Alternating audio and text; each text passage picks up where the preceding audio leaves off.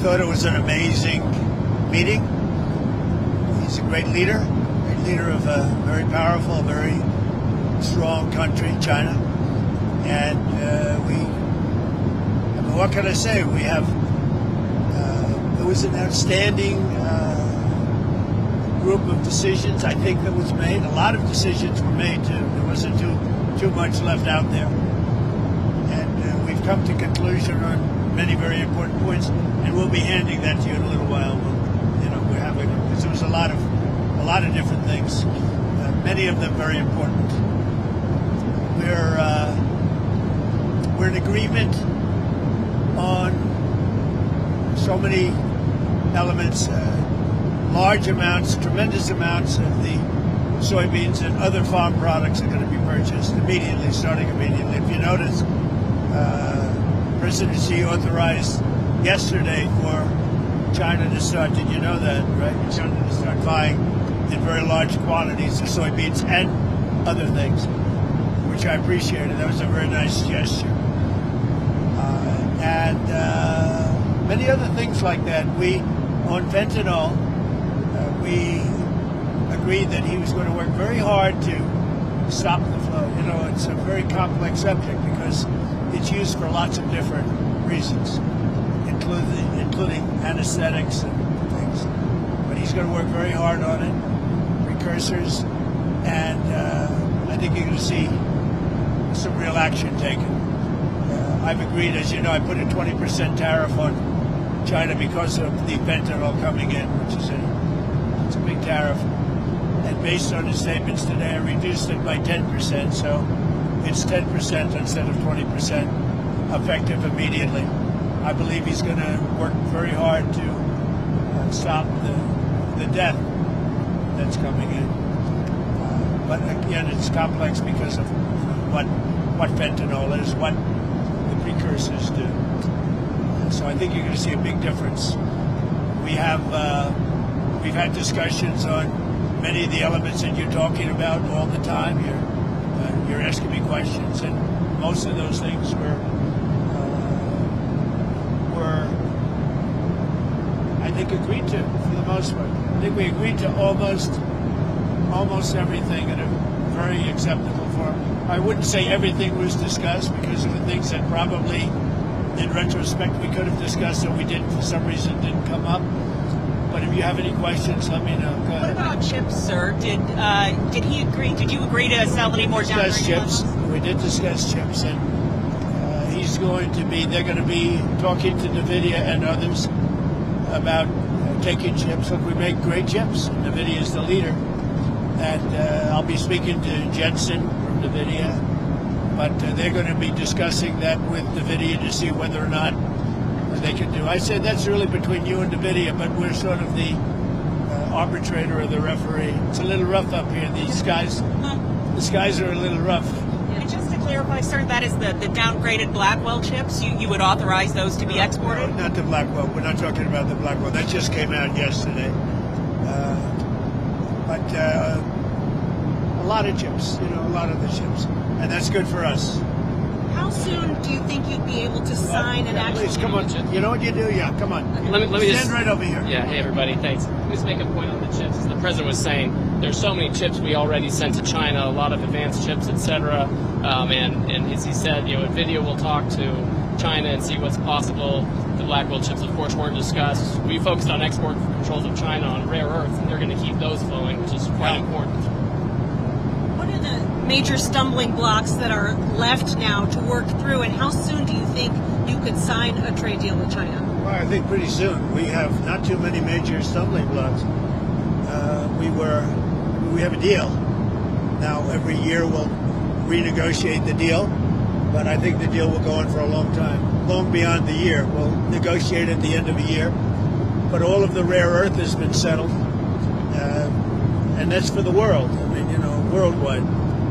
This, I guess you could really say this was a worldwide situation, not just a U.S. situation.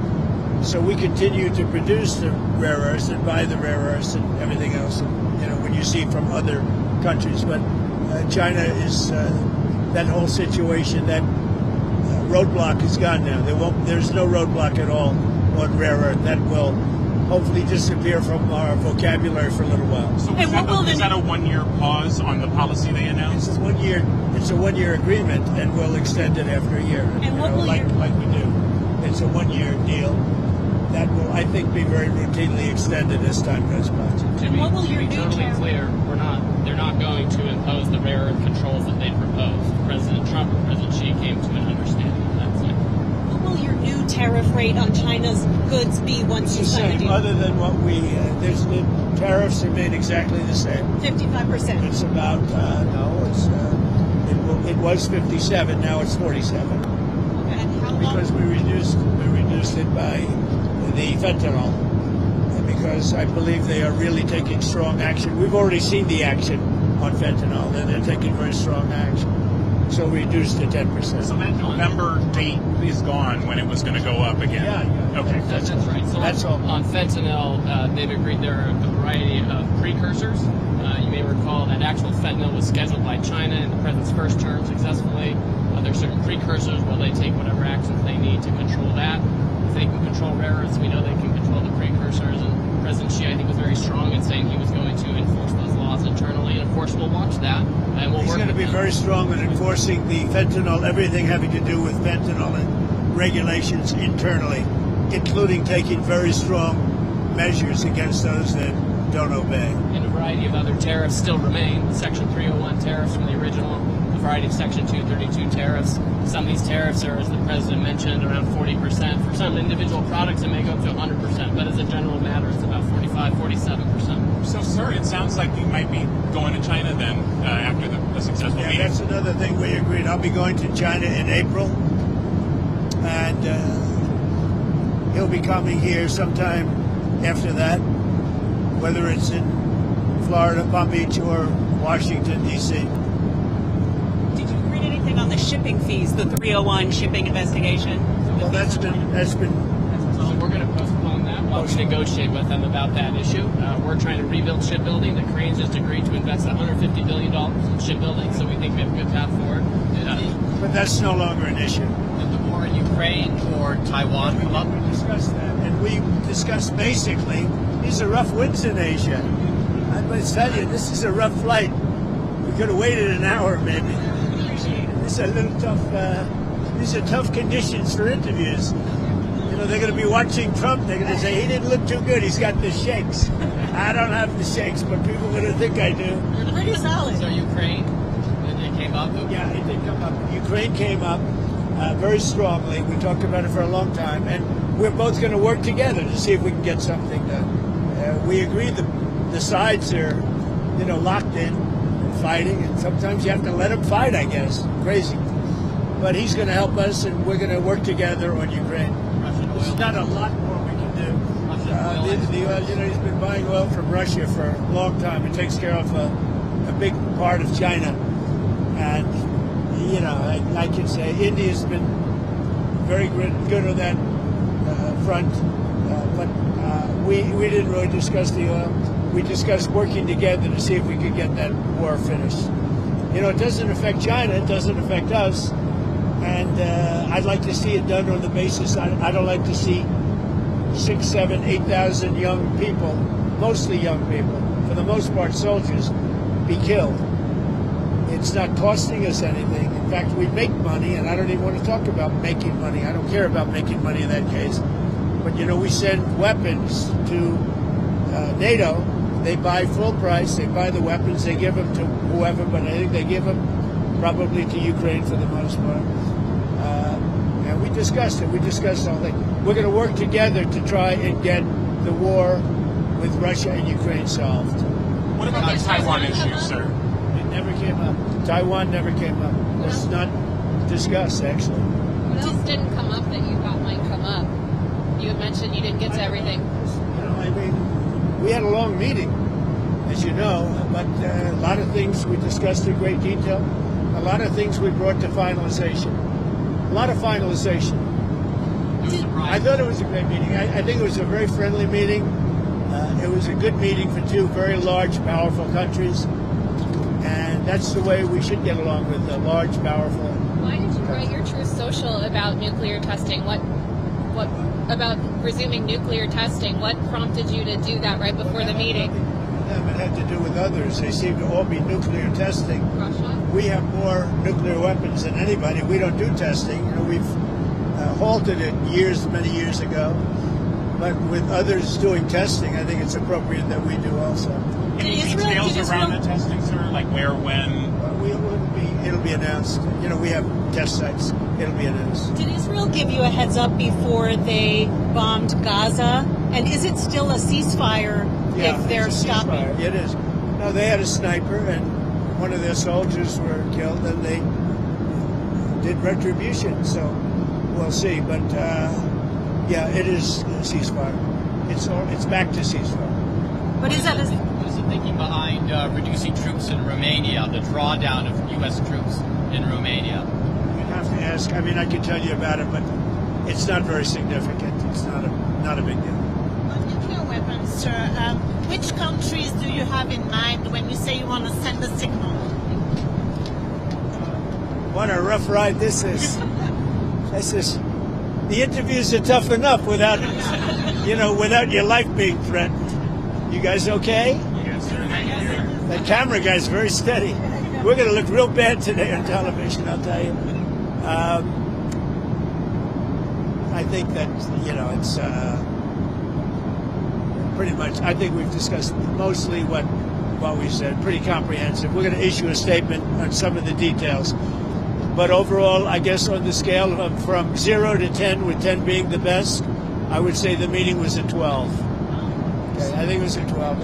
I think, very importantly, just the whole relationship is very, very important, and I think it was really good. Well, especially coming on the heels of the successful trip. We're in Malaysia. You signed a peace deal for Cambodia and Thailand. Critical mineral deals with all our allies. So many Real successful strength, meetings, right? The whole and so way. many meetings great for our country, with literally hundreds of billions, trillions of dollars have come into our country over the last 4 days, represented by this meeting. But trillions of dollars, where Toyota is going to build plants, $10 billion worth of plants, and I could go over so many different companies coming in. They're pouring money into the United States. So beyond even this meeting, this was an unbelievable trip, and I hope you're glad you were a part of it. It was big. Every country, Japan, I mean, you look at South Korea, Japan, and so many other countries that we met there, they're investing tremendous amounts of money in the United States, like money that we've never seen before. Sir, are we investments from China in the U.S., additional investments, anything like that? They have investments, and they will invest, and China, I think they feel very strongly. They congratulated me on the tremendous success that we've had, because there's never been a country that has had so much money come into it for purposes of investment, for building, for auto plants, for AI, etc. So he was very strong on congratulating me for that. But he didn't commit to any additional investment or We outflow. didn't really discuss it, but he would. Did you ever get through to Kim Jong-un about setting up a meeting? Does he have a phone? We never were able to talk because I was so busy, and really this is why we came. I think it would have been maybe disrespectful to the importance of this meeting if we did that. So I'd come back with respect to Kim Jong-un. I'd come back. It was. What do you want to talk about with him? I had a great relationship with Kim Jong-un. I think if I didn't get elected, you would have had. If Hillary Clinton came in at the time, who he doesn't like too many people other than me. If you want to know the truth, I think you would have had a big war. Could have been a very bad war too. Sir, with the nuclear announcement, just one more on the nuclear announcement. Do you worry that we're entering a more risky environment when it comes to nuclear issues? No, I don't think so. I think we have it pretty well locked up. But we have more than anybody. But I see them testing. I say, well, if they're going to test, I guess we have to test. I'd like to see a denuclearization because we have so many, and Russia has some. Russia's second, and China's third, and China will catch up within 4 or 5 years. I think de-escalation would be, they would call it denuclearization, would be a tremendous thing. And it's something, we are actually talking to Russia about that, and China would be added to that if we do something. Thank you all. It was a great success. It was a great honor. I mean, he's a tremendous leader of a very powerful country, and I give great respect to him, and we appreciate the fact that he came for this meeting. Thank you very much. Thank you, sir. Anything on Canada? Anything on Canada? We had a very nice conversation with him last night. We really did. Thank you.